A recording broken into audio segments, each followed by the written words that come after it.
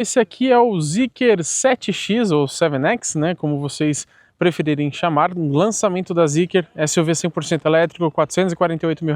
Já mostrei esse carro em mais detalhes em um outro conteúdo aqui no canal, mas eu quero mostrar agora para vocês uma função ou várias funções bem curiosas desse SUV. Coisa de chinês, né? Vamos conferir. A gente percebe aqui uma central multimídia de 16 polegadas, mas o que eu quero mostrar para vocês é que quando a gente vem aqui e clica em som exterior, a gente consegue selecionar algumas coisas. Então, por exemplo, ó,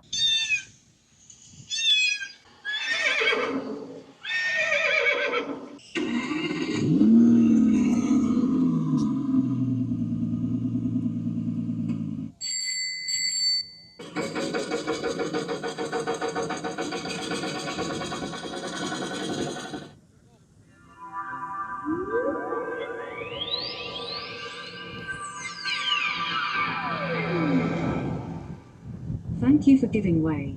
Wish you all the best. You're welcome to go first. Be careful. Hello, please give me a chance to pass. Thank you. I'm here. comenta aqui embaixo se vocês acham isso útil, mas apesar de eu não achar, é no mínimo interessante, né? Bacana essa função aqui do Zeekr 7X.